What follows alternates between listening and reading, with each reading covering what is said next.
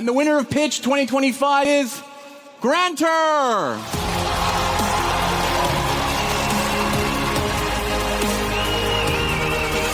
Congratulations, well done.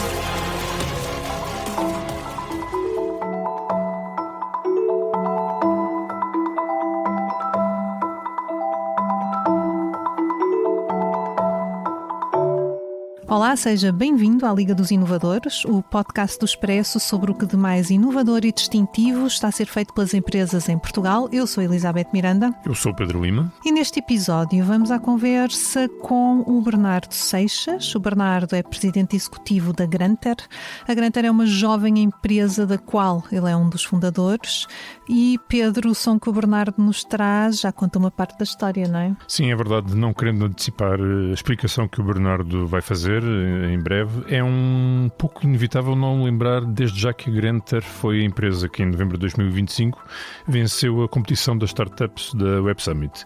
Esse será certamente um momento que vai ficar para a história desta empresa que foi criada em 2023 e cujo nome, Grantor, vem da palavra inglesa grant, que em português significa subsídio ou financiamento. Ora, a Grantor apoia as empresas portuguesas a submeter candidaturas a apoios, em especial aos fundos europeus, através de inteligência artificial, contornando os labirintos que por vezes surgem quando se quer fazer este tipo de candidaturas, porque é preciso sempre preencher muitos formulários neste tipo de coisas. Sim, eles descobriram aqui uma valiosa falha de mercado, não é? Uma valiosa necessidade de mercado, porque há não só muita burocracia, como dizes, mas também há muito dinheiro para distribuir. Nós ouvimos falar do PRR, do Portugal 2020, do Portugal 2030... Do FEDER, do Fundo Social Europeu, do Fundo de Coesão, Horizon, Life. Só para dar alguns números, no Portugal 2030, que vai até 2027, foram destinados 23 mil milhões de euros a Portugal e no PRR, que vai até agosto de 2026, portanto deste ano, foram destinados a Portugal 21,9 mil milhões de euros. E vem um novo quadro comunitário de apoio para o período entre 2028 e 2034, em que estão previstos 1,8 bilhões de euros para toda a União Europeia, dos quais 33,5 mil milhões para Portugal. Portanto, é o Portugal 2040. Exato, possivelmente. Portanto, sim, é muito dinheiro, como falávamos, como alguém já disse, é uma pipa de massa, mas muitos dos destinatários destas verbas não sabem a que tipo de projetos eles se destinam e não sabem como lá podem chegar, não é? Sim, e é precisamente para evitar esse calvário do papel qual papel, lembrando aqui uma famosa rábula dos gatos futurentos, que entra a Grantor. Era o papel qual papel e o selo? Qual selo? Qual selo? Vamos juntar o Bernardo Seixas à conversa.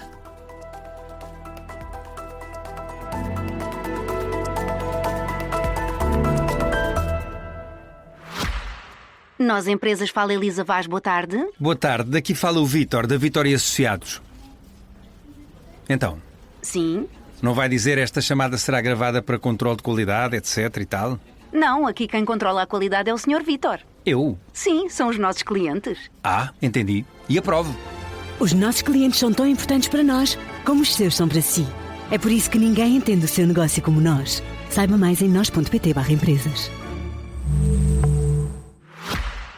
Olá, Bernardo, seja muito bem-vindo à Liga dos Inovadores. Muito obrigado aqui pelo convite. Bernardo, o som que ouvimos na entrada do episódio é um momento que marca a vida da vossa empresa, não é? E também a sua, provavelmente. Conte-nos lá que som é este. Sim, este som é o momento em que nós fomos escolhidos como os vencedores da competição da Web Summit deste ano, da Pitch Competition.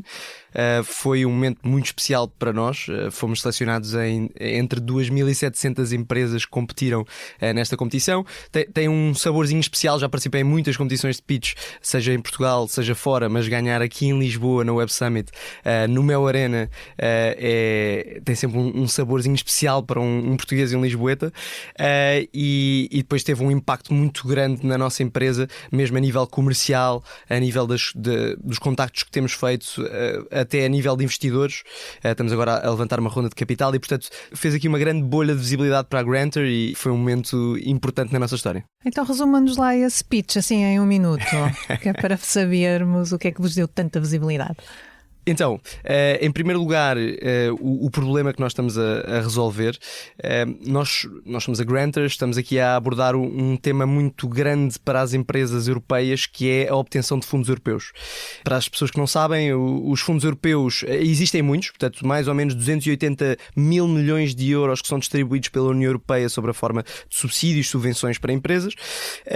No entanto, apesar deste dinheiro existir, para as empresas é bastante difícil obtê-lo, por causa normalmente de uma burocracia esmagadora que está envolvida neste processo.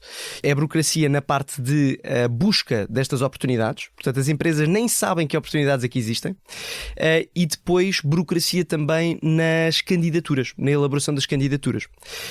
Normalmente, só para pôr aqui alguns números na conversa, uma PME média para fazer uma candidatura a um fundo europeu demora mais ou menos 50 horas a produzir uma candidatura.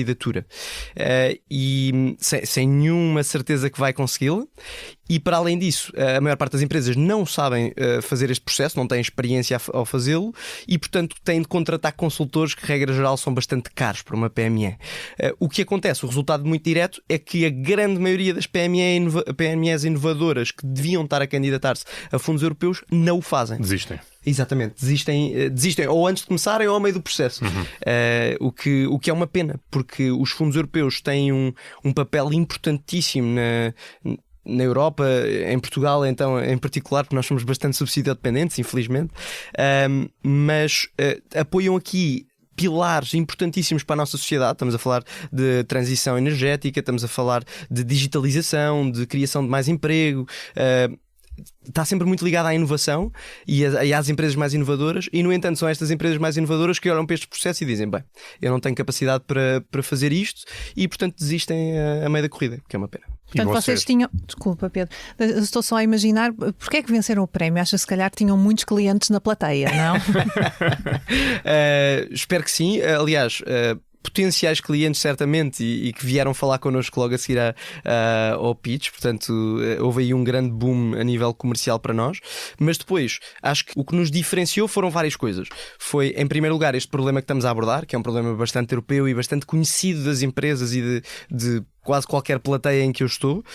Depois a nossa solução em si, e já vamos um bocadinho a isso, mas a questão inovadora da nossa solução e da utilização de tecnologias emergentes como agentes de inteligência artificial para conseguir resolver este problema. Estamos a criar aqui um empregado digital das empresas que consegue encontrar e depois fazer estas candidaturas completamente autonomamente, e isso é muito inovador. E depois, isto aqui na realidade não é uma competição para perceber quem é a melhor empresa. Não é. As pessoas que... certamente há, dentro das 2.700 empresas que se candidataram, existem umas muito maiores, outras muito mais atrativas do que nós. Isto é uma competição de pitch, de apresentação. E aí simplesmente o que posso dizer é muito treino. Treinei muito, especialmente no último ano. Já ando a fazer pitch há muitos anos, mas no último ano especificamente estive a viver em Itália, a participar num programa de incubação que se chama Techstars, é bastante famoso internacionalmente para startups, e eles eram muito focados em treino de pitch. Até teve piada a certa altura, um dos meus colegas lá em Itália, que estava a viver comigo na altura, sabia já o meu pitch de cor porque me ouvia a dizê-lo no banho. Portanto, eu já estava tão interiorizado, todas as palavras, todos os segundos, que pronto, na realidade acho que ganhámos por causa disso, por causa do treino.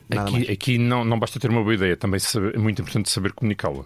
Claro que sim. É mais de 50% da equação é como comunicá-la. Ideias toda a gente tem.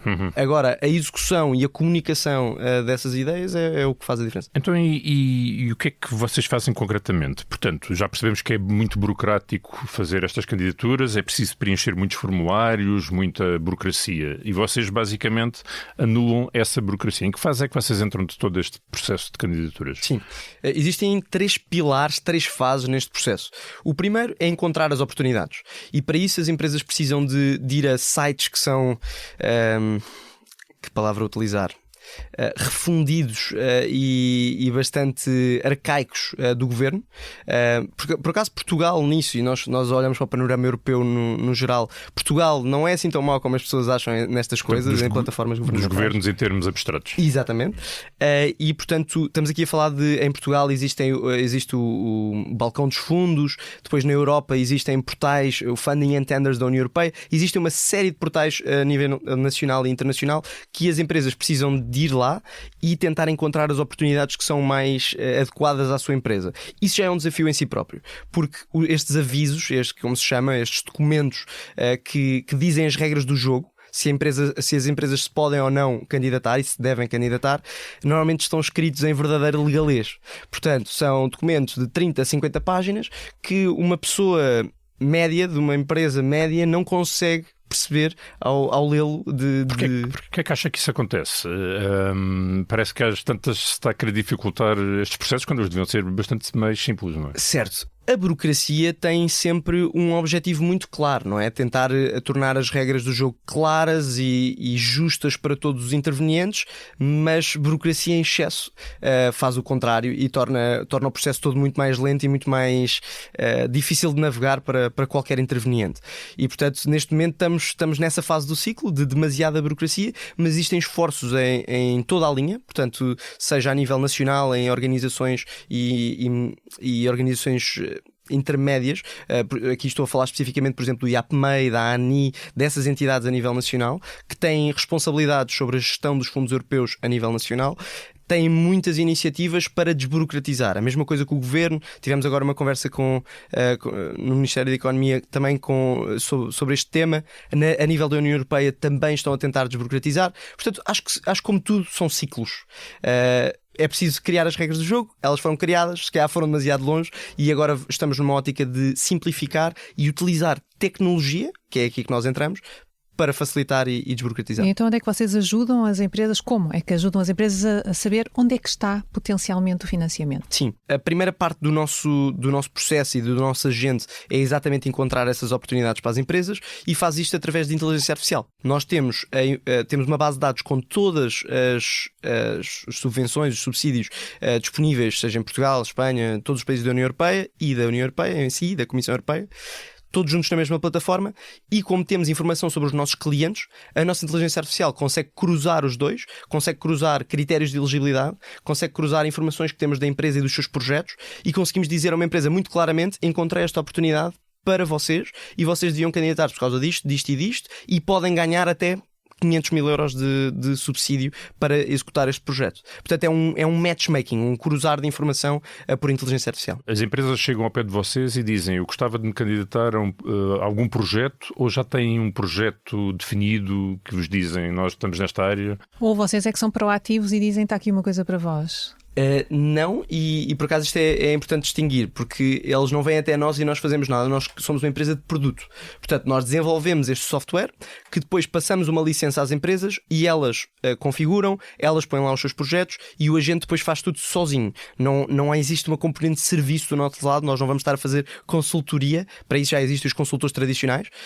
Não é esse o nosso papel. O nosso papel é ser uma ferramenta que apoia na busca e na elaboração e gestão das candidaturas autonomamente. Portanto, vocês vendem o software, digamos assim. Olha, temos aqui, se comprarem isto, conseguirão pesquisar aonde ir buscar dinheiros públicos. Exatamente. E respondendo à pergunta, existem dois caminhos pelo qual as empresas normalmente vão à procura de fundos europeus. De um lado, já tem um projeto, e é assim que normalmente devia acontecer.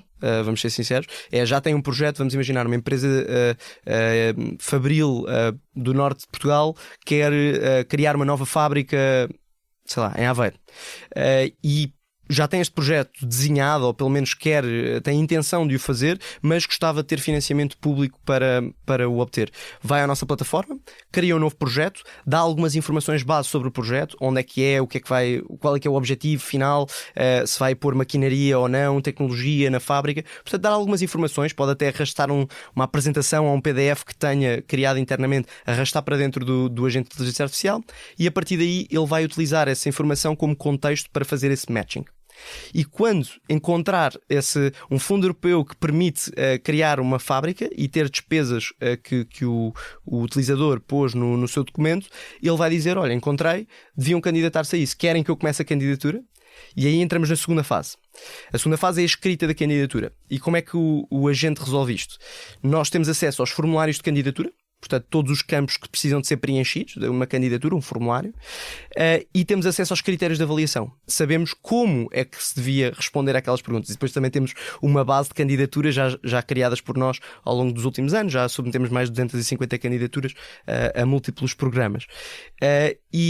E então, com essa base e com a informação que a empresa já nos deu sobre o seu projeto e com a interação com o utilizador, isto é suposto ser uma experiência colaborativa em que o agente faz perguntas e o utilizador humano diz eu vou contratar 7 engenheiros informáticos para isto, isto e isto. Porque era uma informação que ele ainda não tinha e era importante para aquele campo em particular. E o agente, com essa informação, vai formular a melhor resposta que consegue de acordo com os critérios de avaliação, até acabar a candidatura. Portanto, vai conseguir fazer uma candidatura que tipicamente demoraria 50 horas, normalmente entre 30 minutos a 1 hora. Bem, Tão rápido assim? Sim. Olha, mas, por exemplo, o formulário de candidatura, existe também um plano financeiro, a descrição de projeto, um plano de negócios e mais uma catarefada de coisas. Vocês também, o vosso produto também intervém aí, facilita isso? Há certas componentes da parte financeira que ainda não fazemos, mas já faz, por exemplo, planos de investimento. Portanto, de acordo com a candidatura que foi feita, com toda a parte de inovação, de estado da arte, do que é que o projeto é em si, com a descrição do projeto, que aí ele consegue fazer muito bem, ele consegue delinear já um plano de investimento.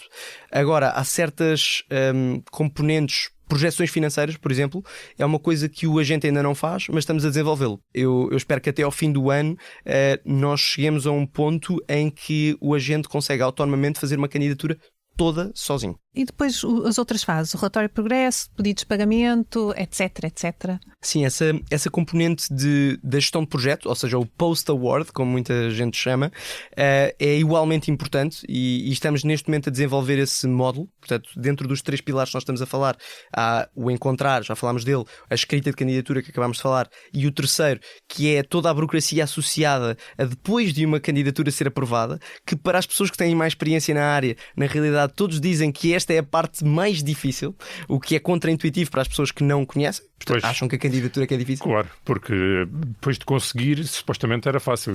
Infelizmente não. Pois, infelizmente os projetos demoram em média ou 12 ou 24 meses a serem executados e, portanto, durante esses 12 ou 24 meses a empresa tem de fazer uma série de relatórios técnicos, tem de fazer uma série de pedidos de pagamento, portanto aqui uma componente mais financeira, e basicamente mostrar com evidências de que está a executar o projeto que estava no papel na candidatura, que está a executá-lo bem e que faz sentido continuar a receber o dinheiro e não ter de devolver. Portanto, o desafio muda de conseguir receber este dinheiro, mas passa a ser mantê-lo e garantir que não.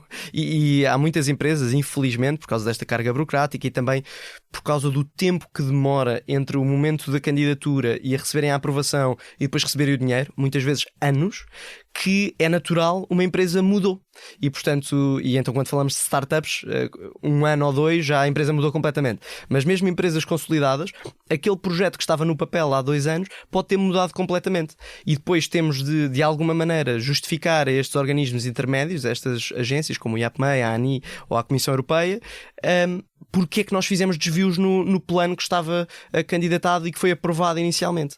E muitas vezes tem de ser, mas infelizmente, era o que eu ia dizer, há muitas empresas que têm de devolver o dinheiro e ficam em apuros financeiros por causa dos fundos europeus que era suposto ajudá-las.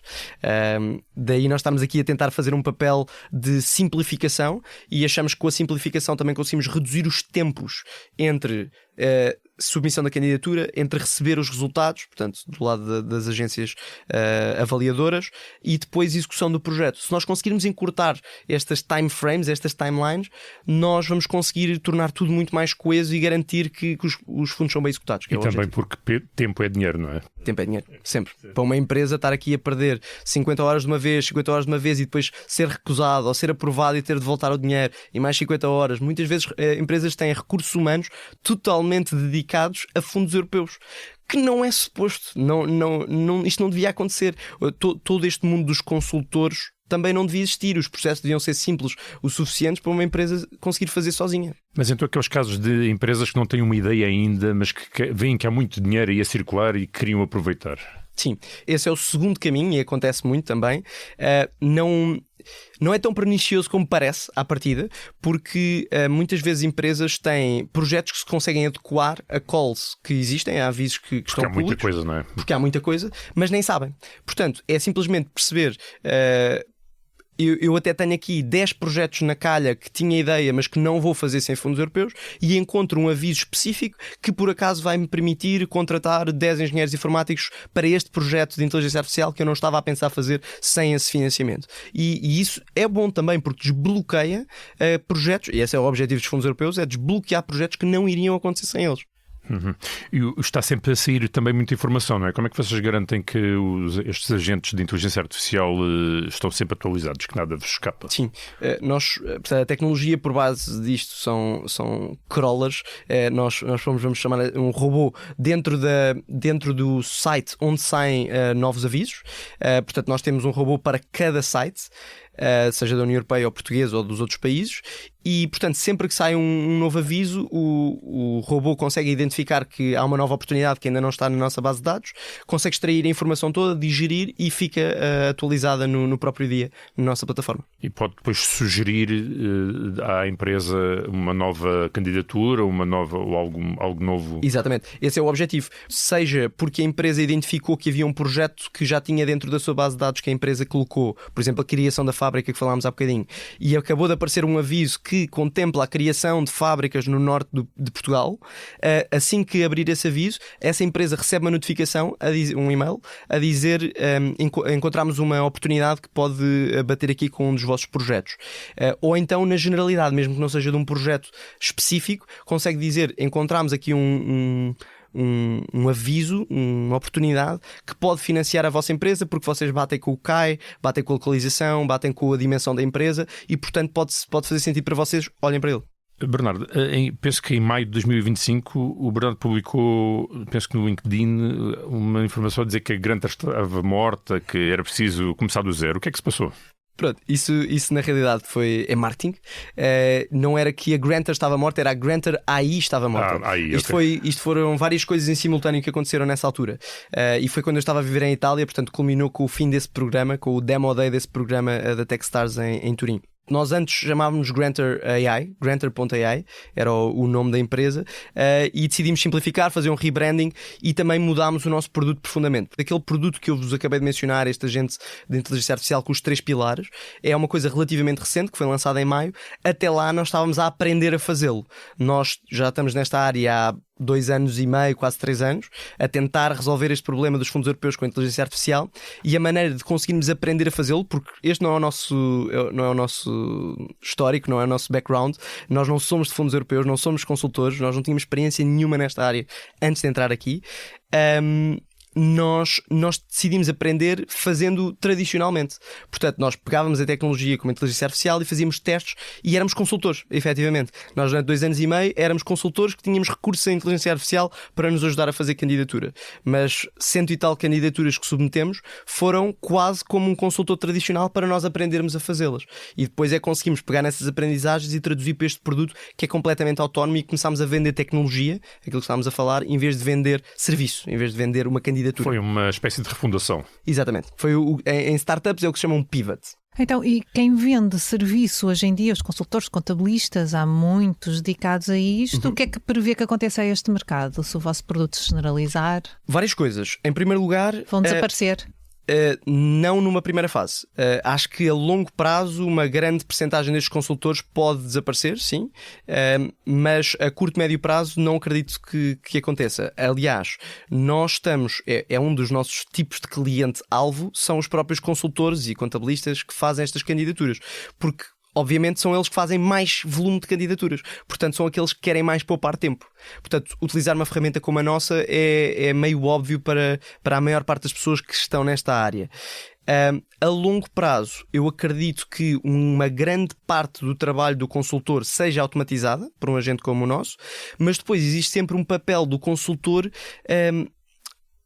na conceptualização de projetos, porque nós não queremos estar nessa parte, nós não queremos estar na gestão, na conceptualização e depois gestão do projeto prática. Nós queremos só ajudar com a obtenção de financiamento.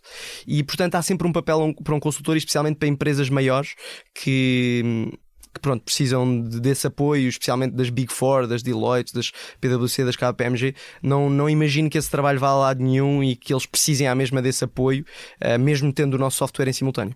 Vocês têm-se especializado também em diferentes áreas de atividade. Se há um agente para as telecomunicações, outro para a energia, isso é um caminho que vocês estão a fazer nesta fase? Sim, estamos. O nosso objetivo é nós conseguirmos criar um agente especializado em cada área ou setor de atividade. Porque isso vai permitir ser diferenciador para o futuro e nós neste momento não temos grande competição a nível europeu, pelo menos a nível europeu, mas vai aparecer, inevitavelmente. É uma área que sempre que eu faço, por exemplo, um pitch, vem muita gente ter comigo a dizer-me esta ideia é tão óbvia, porque inteligência artificial para fundos europeus, que é com a burocracia que exige e com o aborrecimento que as pessoas, ninguém gosta de lidar com burocracia, é um use case relativamente óbvio para a inteligência artificial. É natural que vá acontecer essa competição. E portanto, nós estamos a querer diferenciar, a criar agentes por vertical, e aqui os principais verticais que nós estamos a trabalhar neste momento são saúde, é também uma das áreas que tem mais fundos europeus.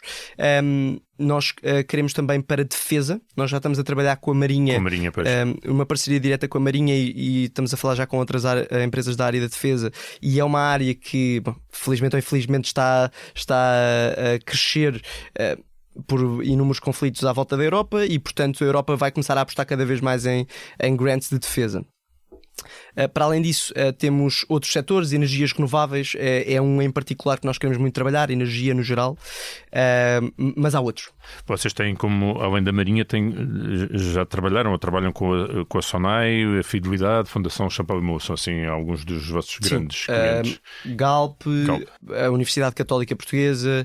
Agora fechámos um grande contrato com uma das primeiras empresas espanholas que temos como cliente, que é a Roca, a empresa das sanitas. Ainda há bocadinho falávamos da Renova, que veio cá ao podcast. Também uma área que inicialmente pouco sexy, mas é uma empresa colossal e portanto vamos já trabalhar com eles em 7 mercados. Portanto é um contrato bastante importante para nós e estamos a caminhar para fazer este trabalho que já estamos a fazer com a maior parte das grandes empresas portuguesas.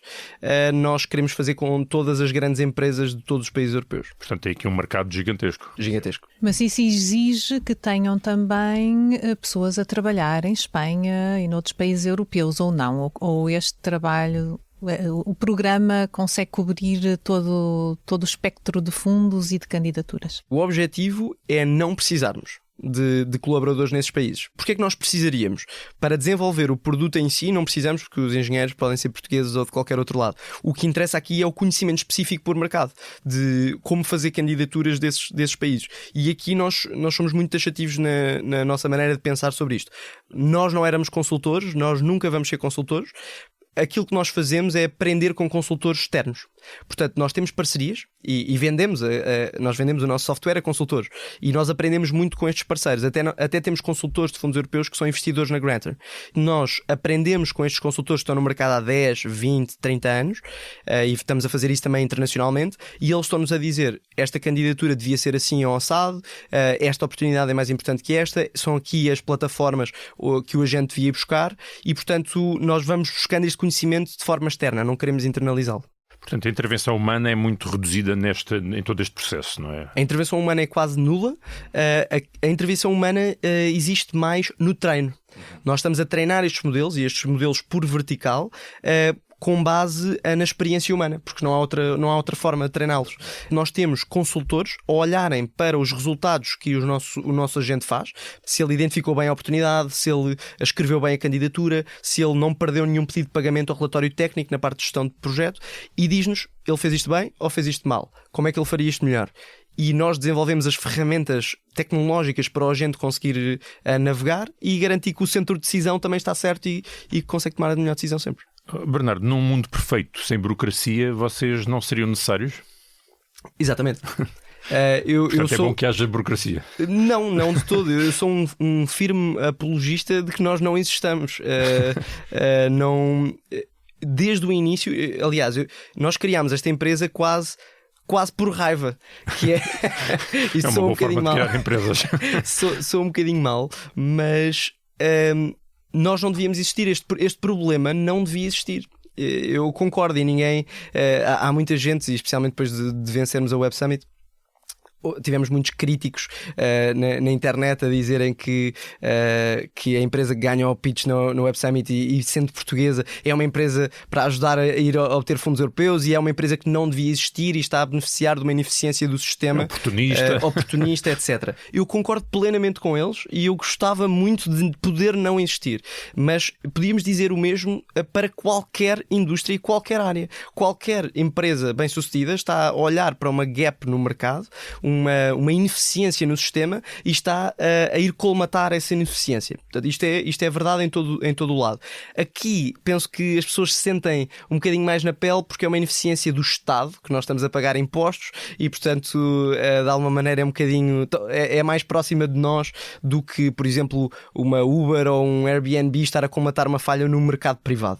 Mas vamos ser realistas, a burocracia há de existir sempre. Exatamente, e portanto, enquanto nós não vivermos num mundo perfeito, cá estaremos para nós resolvermos os problemas. Mas digo já que se a burocracia for resolvida pela União Europeia, por Portugal, o que quer que seja, nós estamos muito contentes em afastar.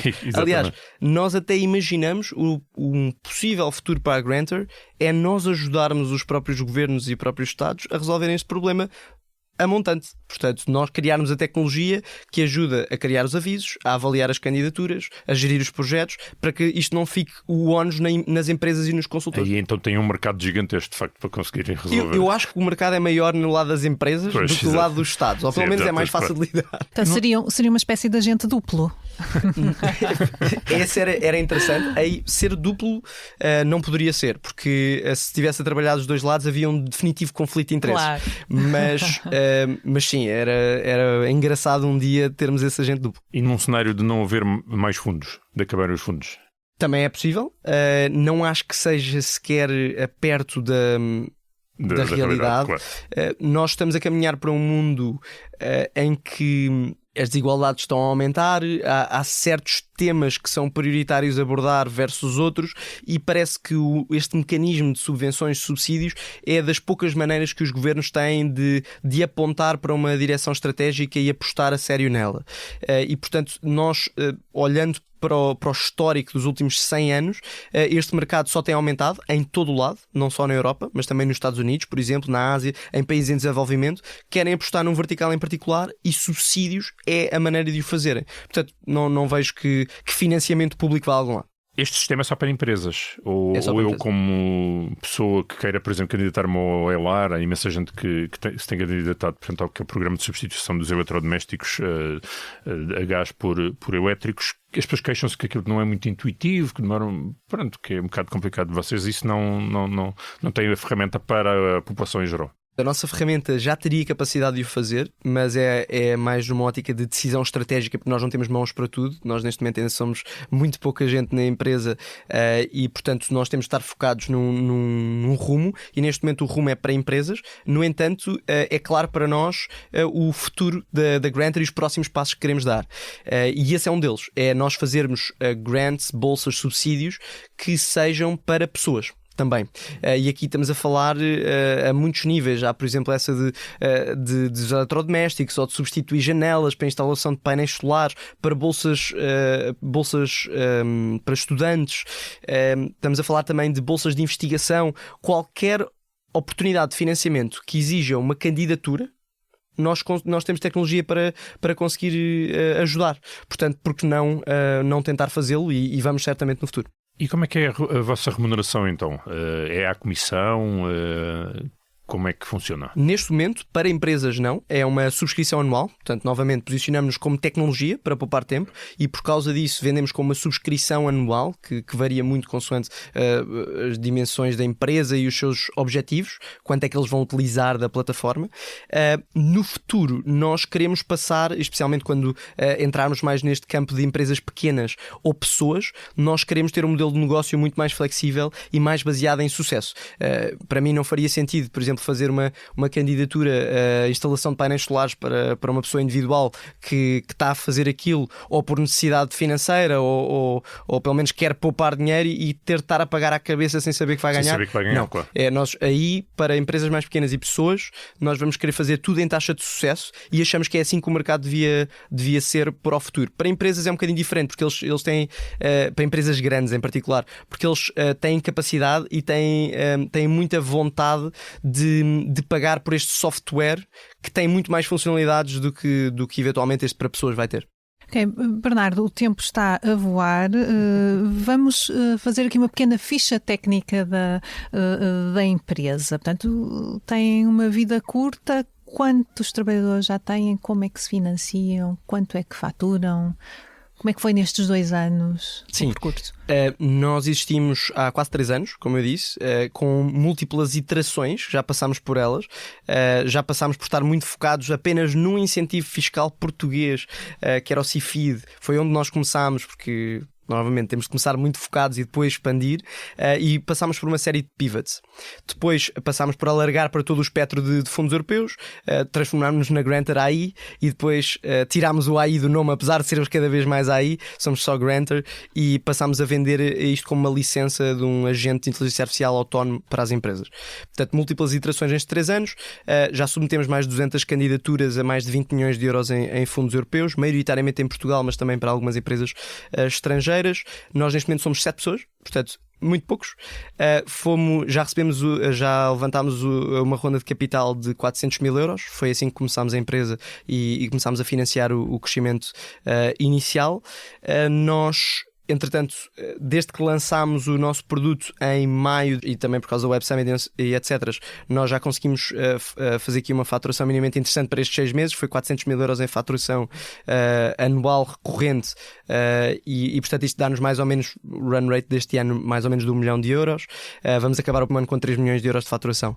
Estamos neste momento a levantar uma ronda de capital, 2 milhões de euros, que eu espero que esteja terminada até ao fim do mês, e isso vai nos permitir expandir a equipa para 25 pessoas até ao fim do ano. O Bernardo é fundador da empresa, é acionista, tem outros fundadores também como acionistas. Como é que a estrutura acionista neste momento está concentrada nos fundadores? Poderá haver aqui alterações com esta ronda de financiamento? Sim, já temos alguns investidores, maioritariamente está nos fundadores, eu, que sou o CEO, e o meu co-founder, que também se chama Bernardo, que é o nosso CTO. Aliás, esse é o fun fact da nossa empresa, somos 7 pessoas, 3 delas são Bernardos, e foram logo os 3 primeiros. Portanto, chamar-te Bernardo é uma hipótese de entrar. É um requisito. É um requisito para entrar. Aliás, vocês há bocadinho perguntaram porque é que nós ganhámos a Web Summit e muita gente diz que é por causa dessa piada no fim, porque eu digo: olá, eu sou o Bernardo, já fiz isto, o meu sócio também se chama Bernardo, nós ainda temos mais um Bernardo e depois 5 muito talentosos não Bernardo. E a malta ri-se e pronto, portanto, esse bombonzinho no final do pitch claramente ajuda. Mas sim, está maioritariamente focado em nós, e depois temos alguns investidores, nomeadamente este programa internacional americano, a Techstars, um investidor espanhol e alguns investidores portugueses também. Temos um ecossistema de empreendedorismo a fervilhar em Portugal? Temos. Sem dúvida nenhuma, eu já conheço alguns ecossistemas, particularmente startups, em vários países, portanto Portugal, Espanha, Itália mais profundamente, e Portugal está léguas à frente de ambos, e eu não posso deixar de ter muito orgulho nisso, e acho que os portugueses e a nossa equipa em particular e em Lisboa temos um papel muito interventivo no ecossistema, gostamos muito de nos apoiar uns aos outros e é por isso que o ecossistema é tão bom.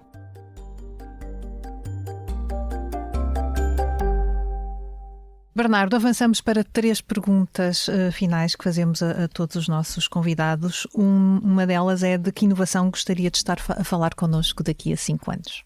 eu gostava que daqui a 5 anos todo o processo que eu falei aqui de obtenção de fundos europeus fosse clicar num botão.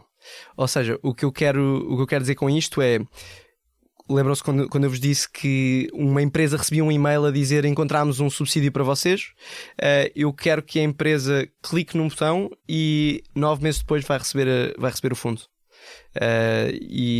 Recebi agora 500 mil euros ou 1 milhão de euros para executar o meu projeto, perfeito.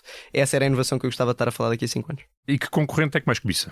Na nossa área, como eu estava a dizer, não existem imensas empresas europeias que façam o que nós fazemos, ou perto, sem serem consultores tradicionais. Nos Estados Unidos existe uma empresa que eu respeito muito, que é a Instrumental. Eles são uma startup, começaram mais ou menos ao mesmo tempo que nós, numa incubadora americana que é muitíssimo conhecida, uma incubadora de startups que é a Y Combinator, que é onde saiu os Airbnbs e agora a OpenAI, etc. Portanto, muitíssimo famosa. E eles, porque é que os cobiço? Não necessariamente por causa do produto deles, ou etc. Eles parecem uns tipos porreiros, que eu já falei com eles, não é por causa disso.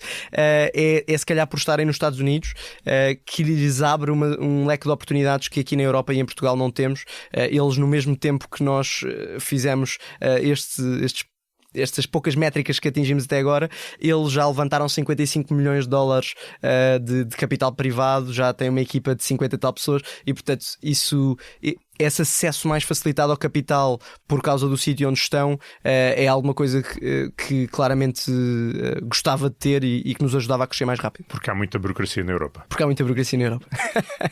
Também nos dá vantagem, aqui tenho de dar a mão à palmatória, que também nos dá alguma vantagem, pelo menos nesta questão dos fundos europeus, nós estarmos na Europa.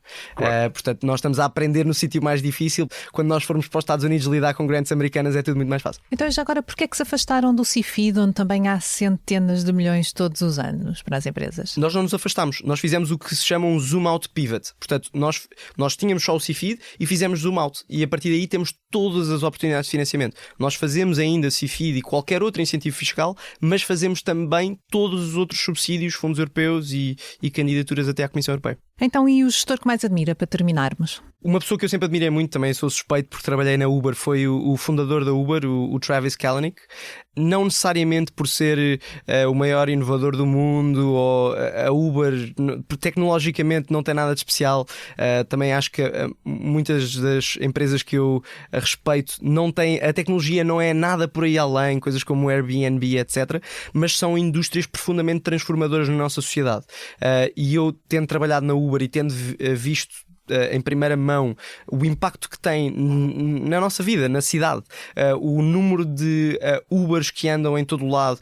Nós há 10 anos só podermos encomendar uma pizza para casa, era a única coisa que dava, uma pizza ou um sushi aqui e ali, e agora qualquer restaurante em qualquer cidade do mundo consegue chegar à nossa casa em 30 minutos. É profundamente transformador numa cidade, a mesma coisa com a Amazon.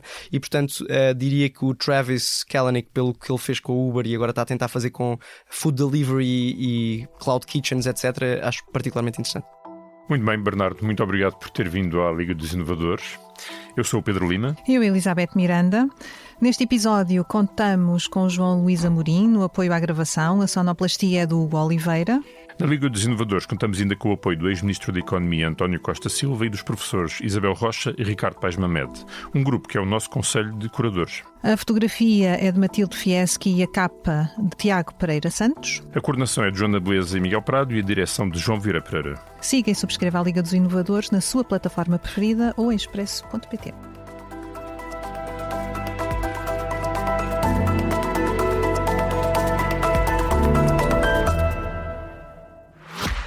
Nós, empresas, fala Elisa Vaz, boa tarde. Boa tarde, daqui fala o Vítor, da Vitória Associados. Então, Sim. não vai dizer esta chamada será gravada para controle de qualidade, etc e tal? Não, aqui quem controla a qualidade é o Sr. Vítor. Eu? Sim, são os nossos clientes. Ah, entendi. E aprovo. Os nossos clientes são tão importantes para nós como os seus são para si. É por isso que ninguém entende o seu negócio como nós. Saiba mais em nós.pt/empresas. Num mundo cheio de informação, como ajudar os mais novos a compreender as notícias? O Grupo de Mídia Impressa tem hoje na sua oferta informativa o SIC Explica-me e o Expressinho. Projetos editoriais pensados exclusivamente para crianças e jovens. Notícias claras, adaptadas, que despertam curiosidade e formam cidadãos informados. SIC Explica-me e Expressinho. Informar para crescer.